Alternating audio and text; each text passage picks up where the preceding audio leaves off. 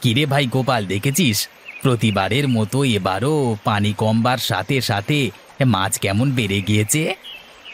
তা তুই ঠিকই বলেছিস। আর এ তো স্বাভাবিক ব্যাপার, নদীর পানি কমে গেলে মাছ আর কোথায় যাবে? ঘুরে ফিরে তো সেই আমাদের জালেই ধরা পড়বে। তাই তো হয়। পানি কমবার সাথে সাথে বাজারে চিংড়ির যা আমদানি হয় তাতে করে আর ঠিক দাম তো পাওয়া যায় না। আবার এদিকে একটু গন্ধ বের হলেই সেই মাছ আর কেউ নিতে চায় না। হ্যাঁ রে, এই জন্যই তো প্রতিদিন তাড়াতাড়ি করতে চাই। তারপরে ওই টিনের হাঁড়িতে মাছ রেখে গরম হয়ে তা তাড়াতাড়ি পচে যায়।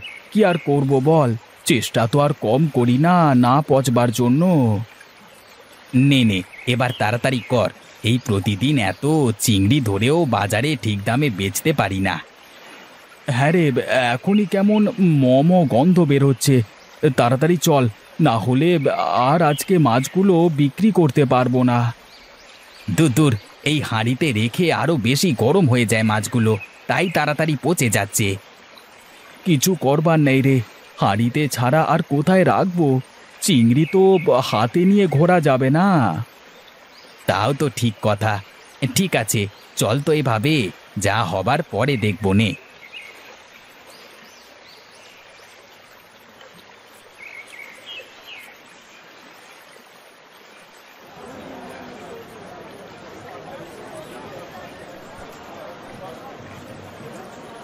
কি গো গোপাল দাদা, প্রতিদিন তো শুধু দেখি চিংড়ি নিয়ে বসো, অন্য মাছ কি আর নদীতে পাও না? না রে, নদীতে এখন চিংড়ি বেশি, অন্য মাছ তেমন একটা পাওয়া যায় না। দেখছিস না, সারা বাজারে কেমন শুধু চিংড়ি নিয়েই বসেছে। হ্যাঁ গো, তাই তো দেখছি, মনে হচ্ছে পুরো বাজারটাই চিংড়ির বাজার। আরে মানিক, তোকে কি চিংড়ি দেব? হ্যাঁ গো, বাজার করতেই তো এসেছিলাম। তা তোমার চিংড়ি যদি ভালো হয় তাহলে দাও তো 1 কেজি। হ্যাঁ, কি যে বলিস, আমার চিংড়ি ভালো হবে না মানে? এই বাজারে সব থেকে ভালো চিংড়ি আমাদের কাছেই পাবি। এই নে তোর 1 কেজি চিংড়ি। দে, 100 টাকা দে। আজকে চিংড়ি বেশি বলে তোর কাছ থেকে আর বেশি টাকা চাইলাম না। হ্যাঁ হ্যাঁ, ঠিক আছে, দাও। দেখি তো মাছটা ঠিক আছে কিনা। কি গন্ধ এই মাছে! ছি ছি ছি ছি, নাকি দেওয়া যাচ্ছে না। নাও নাও, তোমার চিংড়ি ফেরত নাও। তোমার এই পচা চিংড়ি আমার লাগবে না, নাও। আরে পাগল, এই হালকা গন্ধে কিছুই হবে না। এখন গরমের দিনে সব মাছেই এমন একটু আধটু গন্ধ থাকবেই। না না, তোমার এই মাছ আমার লাগবে না। নগদ টাকা দিয়ে তোমার এই পচা মাছ কিনে আমার কোনো লাভ নেই। থাকো, আমি আসি। এই মানিক, দাঁড়া দাঁড়া, মাছগুলো নিয়ে যা। আরে তোর কাছ থেকে কম টাকায় নেবো, নে। আয় আয়, এদিকে আয়। তোমাদের এই পচা মাছ খেয়ে আমার মুখ নষ্ট করবার মতো নেই। ওগুলো তোমাদের কাছে রেখে দাও, বাড়ি গিয়ে ভুনা করে খেয়ে ফেলো। তো দূর, ঘোড়ার ডিম বিক্রি করছি। চল চল, বাড়িতে চল দেখি। হ্যাঁ রে, চল চল। শুধু শুধু এই মাছ আর কেউ কিনবে না, বসে থেকে লাভ নেই।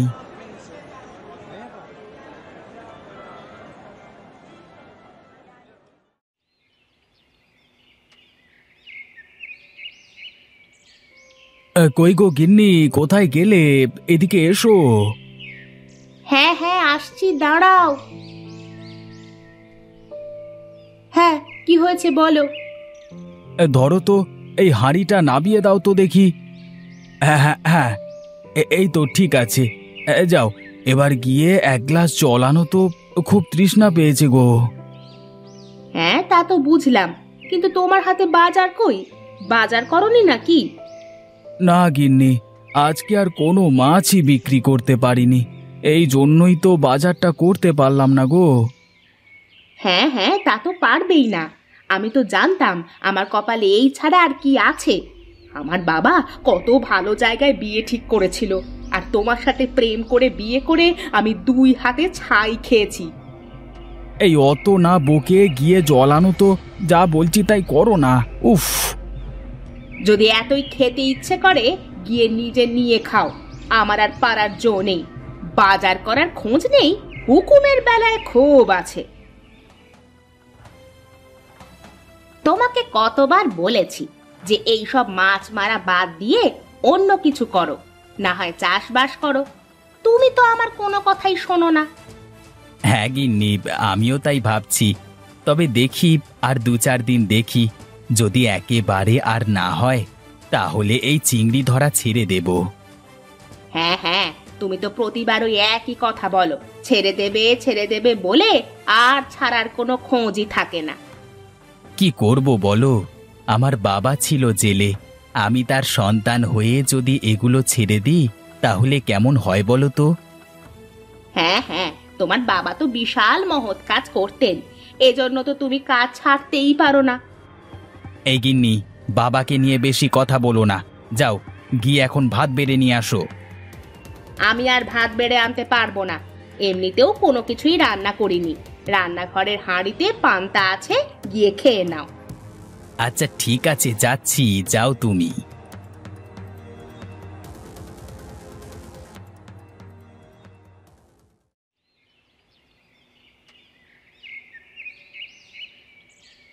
মা মা, এই দেখো কি এনেছি, এই দেখো কতগুলো চিংড়ি।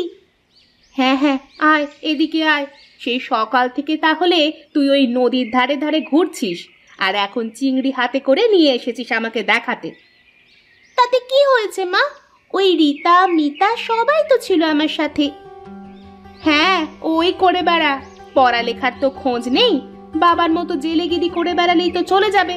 তোর বাবা একবার 1 হাঁড়ি পচা মাছ নিয়ে বাড়িতে রেখেছে, আর তুই আবার ওই কটা চিংড়ি নিয়ে এসেছিস বাড়িতে। দেখো না মা, কি সুন্দর কচু পাতার মধ্যে রয়েছে মাছগুলো, এগুলো কেমন লাফাচ্ছে। কি রে মা লতা, তুই এই মাছগুলো কখন মেরেছিলি? মাছগুলো তো মেরেছি সে কোন সকালে, এতক্ষণ তো খেলাধুলা করে তারপরে এলাম। বলিস কি রে মা, অত সকালে মাছগুলো মারলে এখনো ওগুলো তাজা রয়েছে? হ্যাঁ বাবা হ্যাঁ, এই দেখো, আমি তো সে কতক্ষণ আগে মাছগুলো মেরেছি, কচু পাতার মধ্যে রেখে খেলাধুলো করে এখন বাড়িতে এলাম, তাও কেমন মাছগুলো তাজা রয়েছে দেখো। হ্যাঁ রে মা, তাই তো দেখছি। আচ্ছা ঠিক আছে, দেখি দেখি, এটাই যদি কাজ করে তাহলে তো একেবারে আমাদের ভাগ্যগুলো খুলে যাবে। আচ্ছা ঠিক আছে, তাহলে থাক রে তোরা, আমি একটু আসছি, কেমন?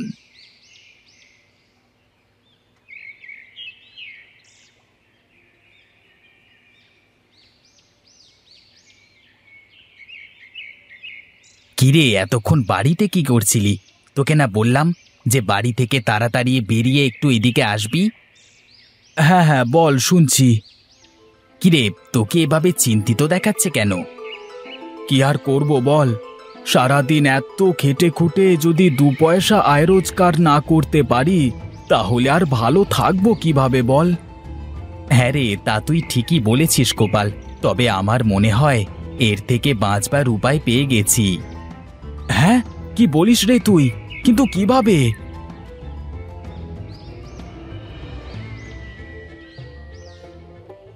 বাহ, বেশ ভালোই তো বুদ্ধি তোর মেয়ের।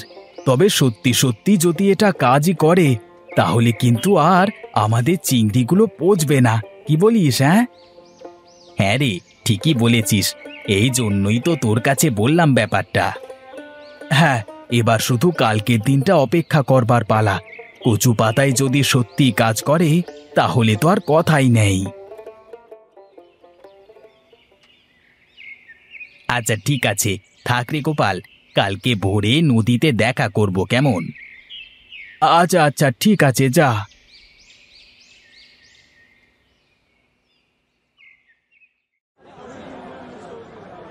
দেখেছিস নিতাই, আমরা সকাল সকালে মাছগুলো ধরলে সেগুলো এই বাজারে আস্তে আস্তেই পচে যায়, আর আজকে দেখ, কচু পাতায় চিংড়িগুলো রাখায় একটা মাছও মরেনি, সবগুলো কেমন লাফাচ্ছে। হ্যাঁ রে, তাই তো দেখছি, আজকে তো বেশ ভালোই বেচা কেনা হচ্ছে। যাক, মেয়েটার বুদ্ধিতে মাছগুলো ভালোই ভালোই বেচতে পারছি। হ্যাঁ রে, ভালো বেচা কেনা তো হবেই। সবার মাছগুলো দেখিস না কেমন মরে রয়েছে, আর আমাদেরগুলো এখনো লাফাচ্ছে।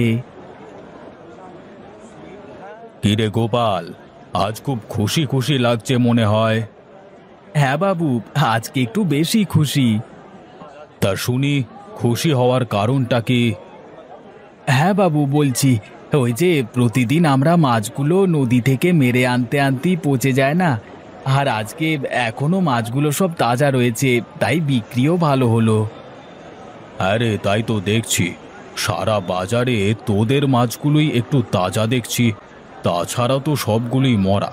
আচ্ছা, ওসব কথা বাদ দে, আমাকে 2 কেজি চিংড়ি দে দেখি। হ্যাঁ বাবু, এখনই দিচ্ছি। নিতাই, বাবুকে 2 কেজি মেপে চিংড়ি দে তো। হ্যাঁ রে, দিচ্ছি দিচ্ছি।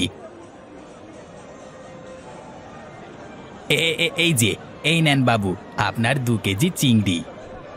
হ্যাঁ ঠিক আছে, তা তোদেরকে কত দিতে হবে বল? হ্যাঁ, কত আর দেবেন, দেন 200 টাকা। আচ্ছা ঠিক আছে, এই নে 500 টাকা, আর বাকি 300 টাকা থাকলো। হ্যাঁ, কালকে যদি আবার এমন তাজা চিংড়ি পাস, তাহলে আমার বাড়িতে পৌঁছে দিয়ে আসিস। আচ্ছা ঠিক আছে বাবু, পেলে যাবক্ষণ।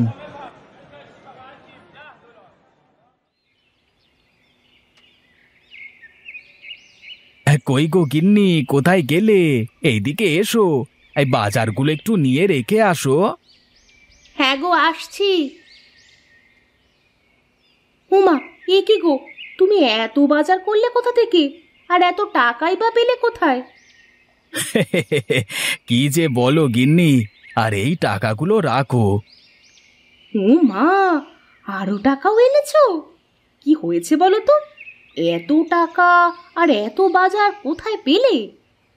হ্যাঁ, কোথায় আর পাবো, আজকে যা মাছ মেরেছিলাম সবগুলোই বিক্রি হয়ে গেছে, আরো বেশি টাকায় বিক্রি করেছি। বাজারের সব থেকে ভালো চিংড়ি আমাদের কাছেই ছিল, এই জন্যই তো এত টাকা বিক্রি করতে পেরেছি। ইস, এভাবে যদি প্রতিদিন তুমি মাছ বিক্রি করতে পারতে, তাহলে তো আর আমাদের কোনো অভাবই থাকতো না।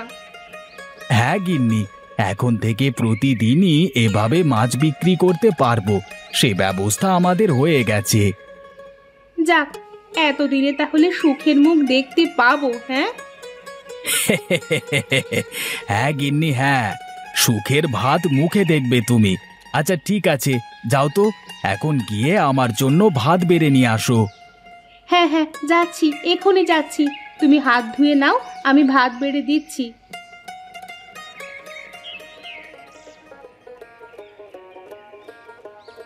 কি গো নিতাইদা, বাড়িতে কি আছো?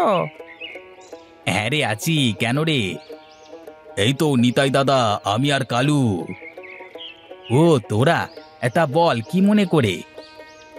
বলছি নিতাইদা, তুমি তো জানো যে আমরাও জেলে, তা আমাদের তো জানা দরকার যে তোমরা মাছগুলো কিভাবে তাজা রেখেছিলে আজকে, তাই না? ও এই ব্যাপার, তাহলে তো আমার কাছে আগে বলবি, আমি তাহলে বাজারে থেকেই বলে দিতাম। না না, বাজারের মধ্যে বলা ঠিক নয় ভেবে তোমার বাড়িতেই এলাম। তা বলো না গো, কিভাবে কি করলে? এ আর তেমন কিছুই না রে, শুধু কচু পাতায় মাছগুলো রেখে বাজারে বিক্রি করি। কচু পাতাতে মাছগুলো গরম না হয়ে ভালো থাকবে। আমরা যে হাঁড়িতে চিংড়িগুলো রাখতাম তা তো তাড়াতাড়ি নষ্ট হয়ে যেত। এভাবে করে দেখ, দেখবি মাছগুলো সব ঠিক থাকবে। বাবা বাবা, বেশ ভালো কথাই তো বললে গো দাদা। এবার থেকে মনে হচ্ছে বাজারে কচু পাতার চিংড়ির হাট বসাতে হবে। হ্যাঁ রে, কাল থেকে তাহলে বাজারে সব কচু পাতায় চিংড়ির হাট বসাবি। এরপর থেকে সেই হাটে প্রতিদিন কচুর পাতায় চিংড়ি মাছগুলো রাইখা দিত জেলেরা। তারপর থেকে তাদের আর কোনো মাছই পচে যায় না, সবাই সুখে শান্তিতে বাস করতে পারে।